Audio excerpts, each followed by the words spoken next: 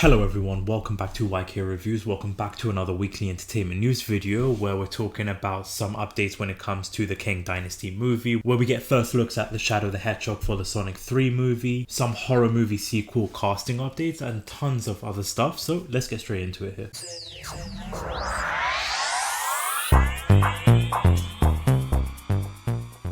So we've got tons to dive into, but just before we do that, just want to throw out the usual YouTube stuff here. If you are new to the channel, consider hitting that subscribe button. We do these every single week. Weekly entertainment news video. I just did the Godzilla -1 review. That's on the channel. You can go check that out.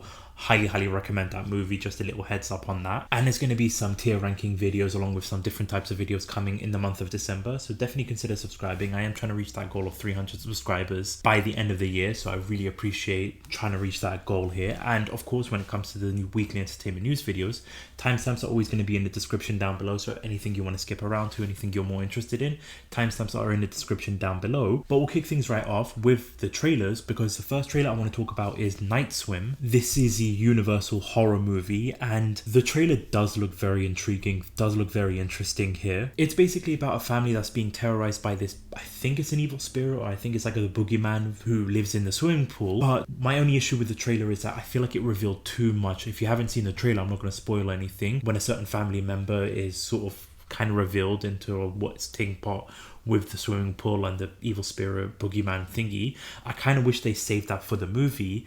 But in terms of the movie itself, it actually does look pretty intriguing. It does look very interesting. Curious to see what they're going to do with the movie and how it's going to be progressing, because like I said, the trailer did kind of reveal a bit too much, spoil a bit of the twists and turns, but it did pique my interest. So with the trailer, it kind of did hook me in. I will be curious because it's also going to be released in January. Now, January is known for like the kind of dump month for horror movies. However, Megan really did exceed my expectations, so I'm kind of leaning off of that after Megan's success. Hopefully this will be another success. So if you have seen the trailer, let me know your thoughts in the comment section down below. Has this piqued your interest? Do you think it revealed too much? Will you check it out? Let me know in the comment section down below. And for the next trailer we've got is the Ted TV series. They released a teaser trailer. We spoke about it last week. It did get a good chuckle out of me here, but then we get the full-on blown trailer of what it's going to be about. Ted in high school along with the younger version of Mark Wahlberg's character. And again, it did get a good chuckle out of me with the comedy that they're throwing in there, the one-liners, and just the thing that they're going to be doing throughout the show. It really has piqued my interest, and definitely one I am going to be checking it out, because I mentioned last week, really enjoy the Ted movies, Ted 1 more than Ted 2, but I am going to be keeping my eye out on this one just because of the comedy and the raunchy comedy that they are going to be portraying in there. It's coming out January 11th, so again, next month, I guess you could say now. Wow, we're in December. Yeah, it's coming out next month. So let me know your thoughts if you have seen the trailer. Will you be checking it out? Will you give it a miss? Let me know all of that in the comment section down below. Okay, now for the first news story, take this with a grain of salt because it's coming from Jeff Snyder, who is a reliable source in Hollywood. He has come out and said that the Simpsons Movie 2 is apparently rumored to be in the works. Now, if you weren't aware, I think back in 2007 or 2009, the Simpsons Movie came out, and I'll be honest, I had a blast with that movie. I really did enjoy that movie, but it's been now, what, 13 years or so now since the movie has come out, and now it looks like they're going to be working on a sequel. I feel like it might be slightly too late for the movie, but based on like what they did with the first movie, I really had a good time with it. I haven't watched the Simpsons episodes in a while though, it's been a minute, but I really did enjoy the first movie, so I'm hoping that it could be good.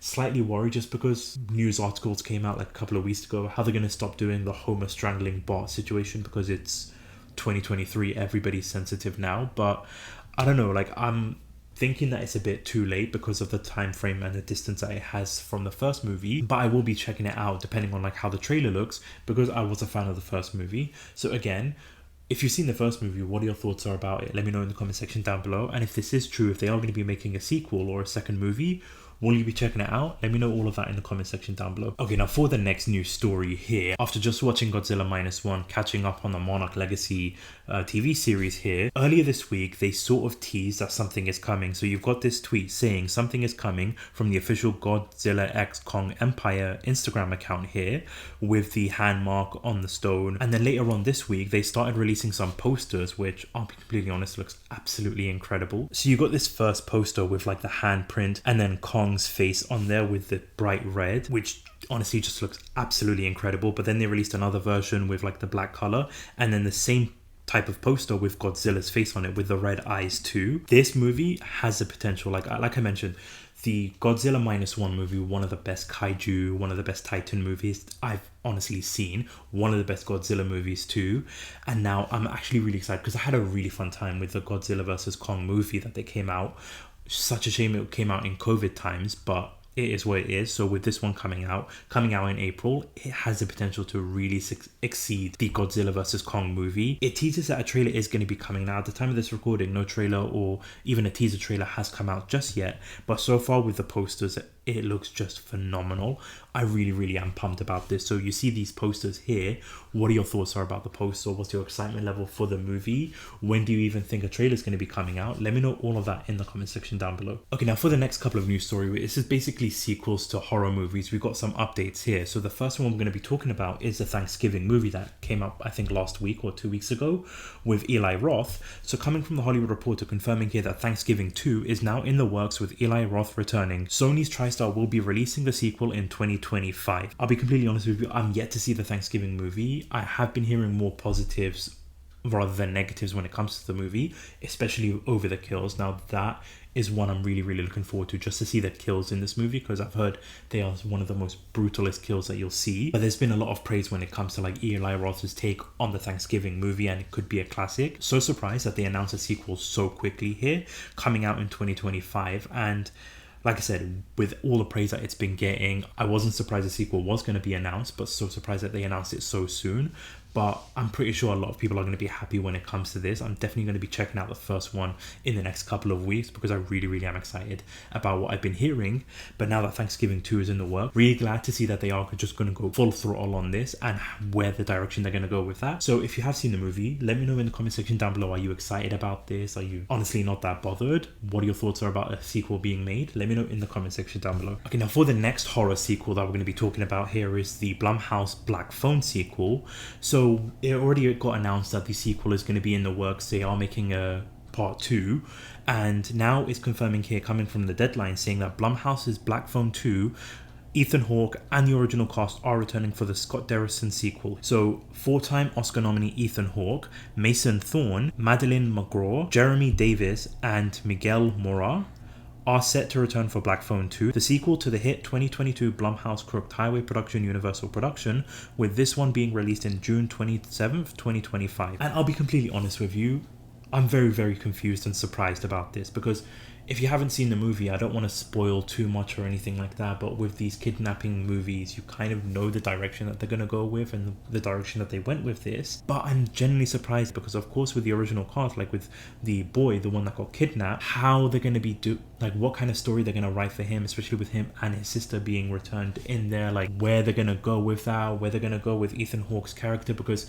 if you're doing a prequel, how that's going to work, because the boy didn't meet Ethan Hawke's character until the original Black Phone movie. So what are they going to be part of the movie if you're going to do a prequel? But then if you're going to go on like the timeline of like moving forward from the first movie, how that's all going to be tying in or anything like that. So that is very confusing. My only possible theory is that the brother and the sister hear that it's going to be happening again and then try to like help the police, or I'm not 100% sure, to be honest with you. Like, it has left me confused, but granted, they had a fantastic performance, especially the brother and the sister. Like, their performance and their chemistry with one another really made this movie the heart and soul of it. So what are your thoughts? You hear this, all the original cast members are going to be returning for the sequel. Are you just as confused as I am? What are your theories on how this is going to all tie in together? Let me know in the comment section down below. Okay, now for the next horror story we've got is they announced a sequel to the Five Nights at Freddy movies here. Now, coming from the Hollywood Handle, who has had stuff right in the past, and it's also been confirmed by Johnny Blocks, who is one of the reliable scoopers, confirming here that Five Nights at Freddy's is officially in the works and will start production in 2024, with Emma Tammy is set to return as a director here. Now, I have yet to see the first movie here. I've been hearing a lot of mixed things, more leaning towards like the fans of the game enjoyed it more than like just a casual audience, but it's good to see that they are going to be turning this into a franchise now. Based on like the negative things that I have heard from the movie, I'm hoping that they take that on board and then try to have it focus more on like the animatronics and the storyboard for that, and actually take place in that location rather than going outside of the location. Again, I'm just going based on like reviews because I've yet to see the movie. I am actually happy that they are going to be doing a sequel too, because I really do think that this could be a full-blown franchise, so many different directions that you can go with it. And I know a lot of people are really actually happy that they are going to be announcing a sequel with it all starting next year. So really quick. The movie came out in October, so they're going to be starting it a couple of months later now. Just honestly, that kind of sounds like they know exactly what kind of direction they do want to go with. So you hear this, what are your thoughts about this? Let me know in the comment section down below. Are you glad that they're making a sequel? Are you not that bothered after watching the first movie? Let me know in the comment section down below. Okay, now for the next news story, we've got a first look at Shadow the Hedgehog for the Sonic 3 movie. So they have confirmed that it'll still be releasing in 2024, so December, pretty much this time next year. And we get the first look here saying Sonic 3 with, you see Shadow's boots. I'll be honest, those shoes look fire. And we see the Sonic 3 logo as well here. Now there honestly isn't much to go by off this other than just like the lower portion of his body, but it really does honestly just get me hyped here. There's still no update when it comes to Jim Carrey, if he's going to be returning as Dr. Eggman or if he's going to be portraying his grandfather, Dr. Robotnik.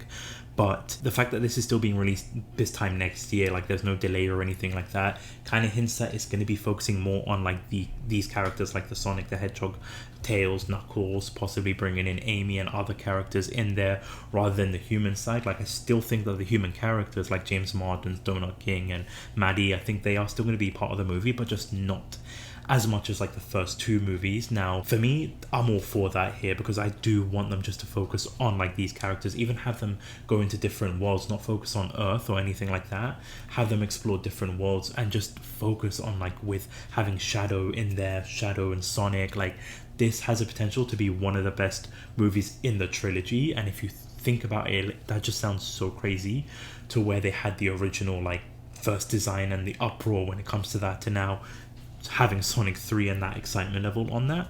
But you see the first poster, you see the first teaser of Shadow. What are your thoughts about the first look of this? What are your excitement level for Sonic 3 is?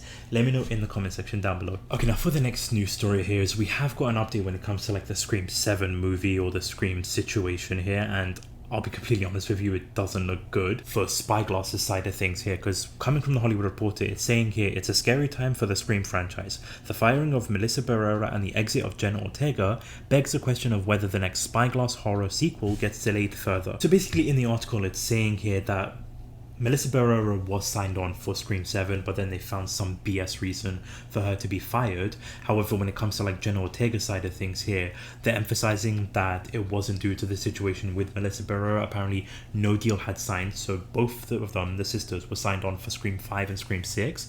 But then with Jenna Ortega, because of her scheduling issues, she hasn't been signed on to Scream 7 just yet. And then in the article, it's also mentioning here that Ortega had been paid in the six figures for her previous installments, but now her team wants projects with significant paydays, something that the Scream franchise is not known for. Sources say she was seeking high seven figures and anticipated that Spyglass would book. Basically just meaning that she wanted more money to be returning here, but with Spyglass they were so stingy, obviously because of the situation with Nev Campbell with Scream 6, they didn't want to do that. Now in the article is confirming here that Spyglass head Gary Barber, who is known for his shrewd business sense or for being cheap, depending on what side of the table you were on, saying here that the studio had already lost Scream stalwart Nev Campbell over a salary dispute for this year's Scream 6, with the actress saying at the time she couldn't walk on a set feeling undervalued.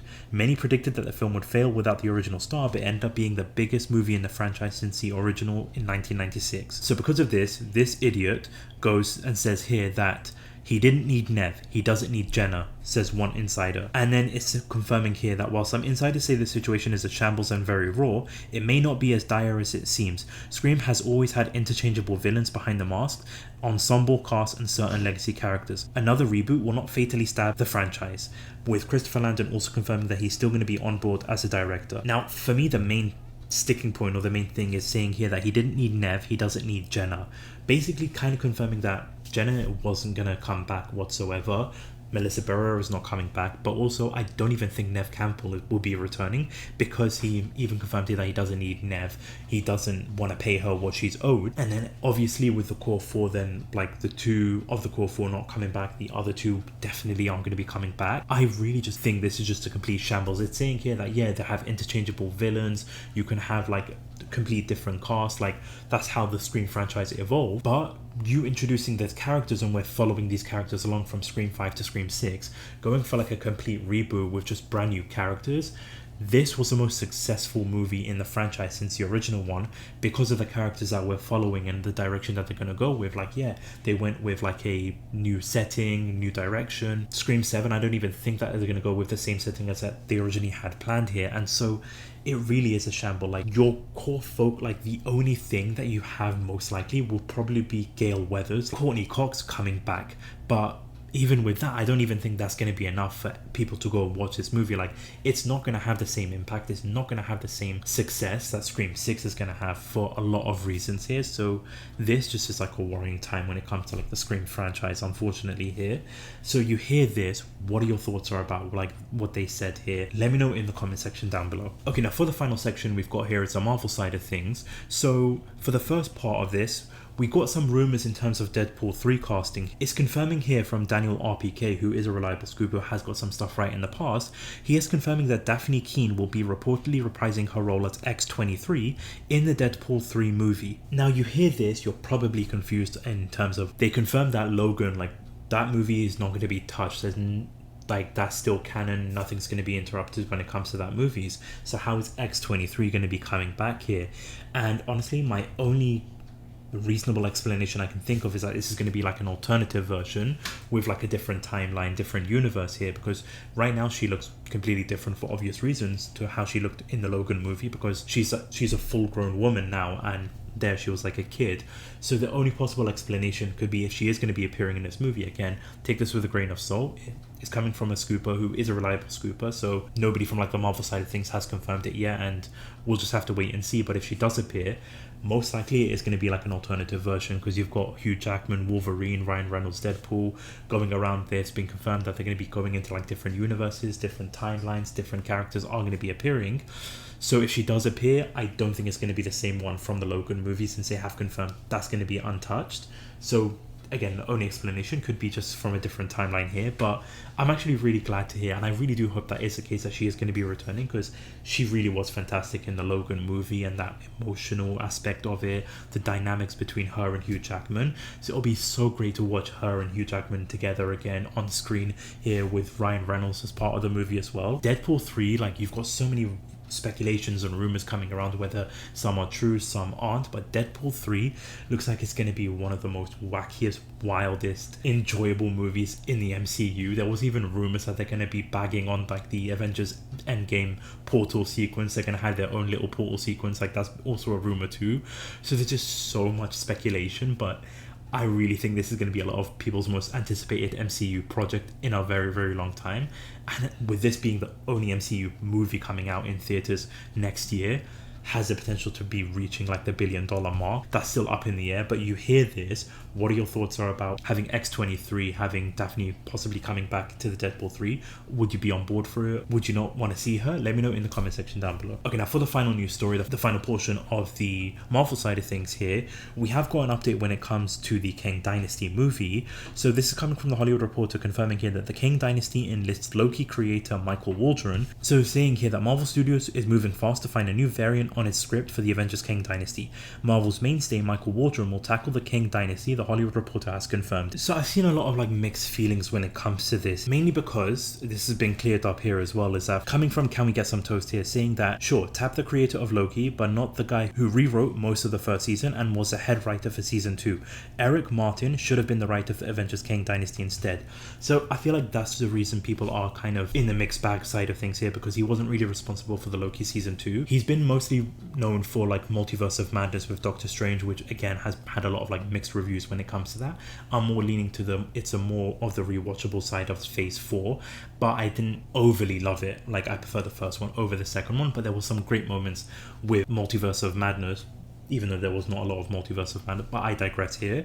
So actually Eric Martin was the one who actually wrote Loki season 2, one of the best MCU shows. Done a review on that, I'll actually post it so that you can check that out. But Michael Waldron is also behind this show called Heels, starring Stephen Amell, and I haven't seen it, but I have heard a lot of positive things when it comes to that. I'm not too disappointed when it comes to him writing Kang Dynasty. The fact that he's part of it too also confirms to me that they are kind of still going for the King aspect, like he's not being rewritten or anything like that. They're still focusing focusing on having Avengers Kang Dynasty and wrapping that story up here, which kind of leads me to believe that whatever they're going to do with outside situations with Jonathan Majors, whether they're going to recast or how that's going to go, they still want to stick with Kang as the villain. Again, with him not being really associated to Loki season 2, that's not really the thing that pulls me back out. I'm still like, when it comes to like Marvel side of things here, I'm very like up and down when it comes to it here. Now I'm not going to go like full blown rant or anything like that here. I just feel like the whole build up to Kang Dynasty has just been a complete mess, and with everything going on with like outside circumstances with like